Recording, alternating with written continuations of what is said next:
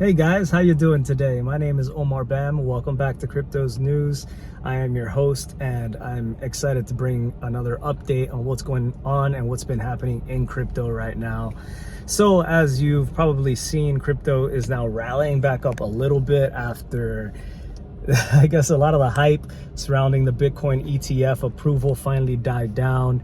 So initially leading up to it and even a little bit through it, we saw prices just go quite high, and then they started dropping and dropping and dropping, but really it was only like a 15% drop, nothing super crazy, and now it's recovered some of those losses. So I would say this is quite a good turnout as we anticipate a possible Ethereum ETF being the next major one.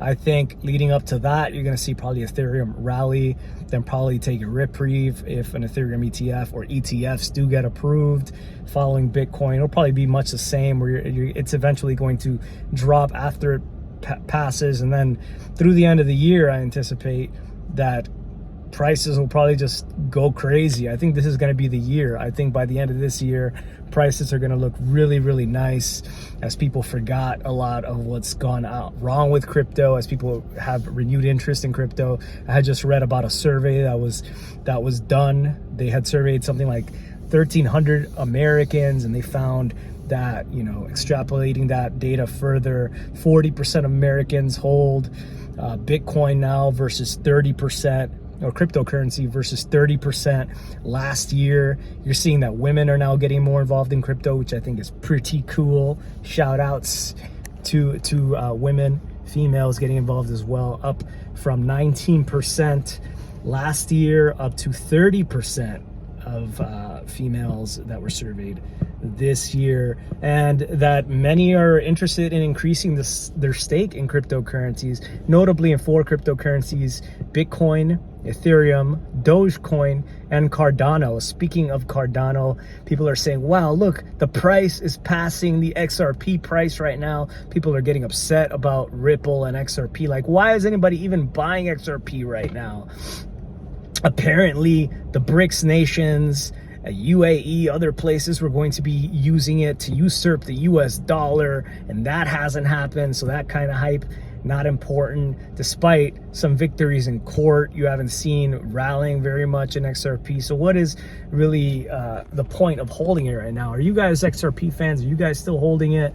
A lot of people were interested in holding 20,000 XRP versus holding like, 0.5 Bitcoin. It just seemed nicer in people's brains. Perhaps that's why people were buying it up. I'm hearing a lot of conjecture around that. That's kind of a topic that's been coming up. But anyway, so we saw these Ethereum, Bitcoin ETFs, go off, and they're doing quite well. They're getting interest. One thing that's going to be driving more interest for those ETFs coming up soon, January 29th, will be that Google is going to be revising their crypto advertisement policy. So they had launched a policy, I don't remember if it was 2017, 2018. If you guys were watching the show, you might remember yourselves. I had covered it back then. No longer was anybody allowed to advertise any crypto related services without special licenses on Google. And they've been very, very restrictive about that.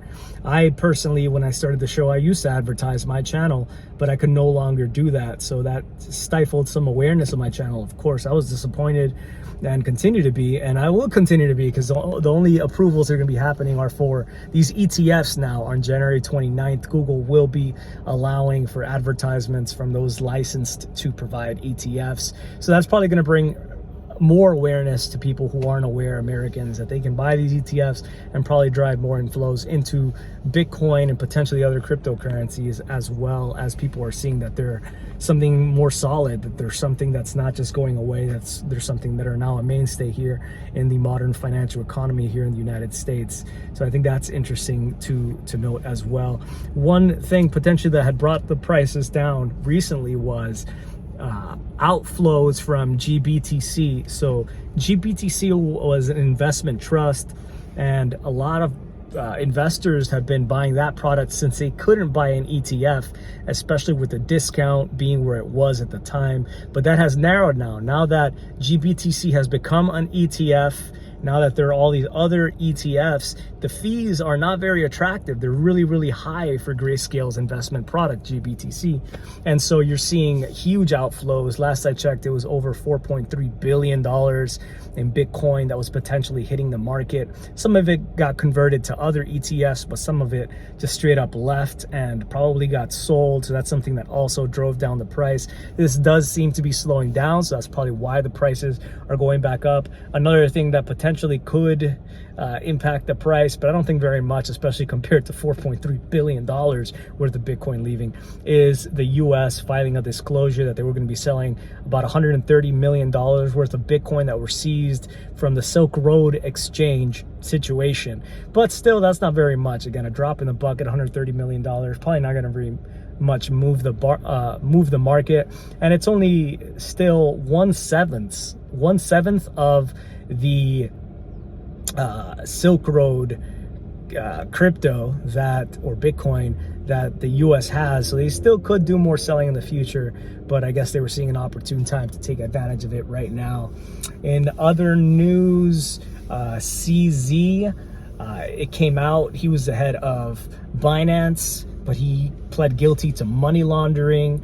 He was trying to go back to the UAE, the United Arab Emirates, for about 4 weeks to go visit family before potential sentencing, but this was denied. It turns out that he had tried to put up his equity in Binance US, one branch of Binance, which was worth about $4.5 billion to say, hey, I'm gonna come back, right? Because they were saying he would be a flight risk if he left, and the judge still considered that he would be a flight risk and would let that money go. He probably has a lot more than just that $4.5 billion from Binance US. So it turns out that's why that was denied, and it looks like he's facing really just 18 months is apparently the limit I'm hearing here. So he's not going to be appealing. The limit for his sentencing that he's going to have to spend in prison, 18 months, and he's not going to appeal that if it's only up to 18 months, it looks like. So he'll be serving his time, and then he'll be free. I don't know if he'll be able to run another company though after charges like that. Usually it's the case that you cannot run another public company here in the United States, but I'm sure he's done well enough. He'll serve his time, probably not in some sort of crazy max security prison. Like I just got a haircut, and the barber was telling me about Wolf of Wall Street and how it's a great movie. He was like, did you hear about, I was like, oh, Jordan Belfort. Yeah, he's still around. He talks shit about crypto all the time. And he's like, well, did you hear about his jail? And I was like, what about his jail? He's like, I heard it was a really nice jail. I heard that they had tennis courts. I was like, damn, that was like a getaway then. And it would probably be something like that for CZ. So I don't think it'll be too bad of a situation for him if you're a little bit concerned. Speaking of concern, something that was quite concerning was recently a situation occurred where there was a bug for an Ethereum client, Nethermind, which caused desyncing to occur, and that could result, for example, in losing funds as a penalty that are staked if you're running that client in order to stake your Ethereum tokens. And this rose awareness. This created a bigger awareness for the situation around client majority. So you're looking at Geth, which is the most popular clients. You have all these different clients that are created by different teams, decentralized development, right? I think that's an important culture within Ethereum, is that you have all these different ways to interact with the ecosystem and do the same kind of thing, staking, right? But they each have their own potential for bugs. Now, the problem is that Geth has quite the majority here. Over 80% of the validators or staking are using Geth. Coinbase uses Geth. Most of the Bitcoin ETF money, by the way, is parked on Coinbase, which is a lot of which likely getting staked.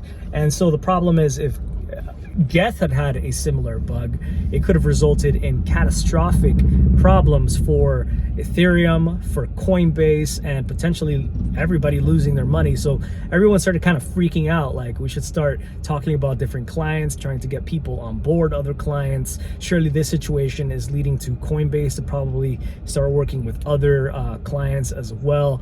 But it's something to be aware of as well, because if you are staking through Geth, then maybe you want to open yourself up to other clients, or if you are using Coinbase, you should be aware of those kinds of risks as well if the whole network came to a screeching halt because the most popular client had some sort of issues. So that was something that I read quite a bit about, and definitely I felt like created some concern that I should bring up for you guys, that you should be aware of, as I always want to make sure you guys are on top of things.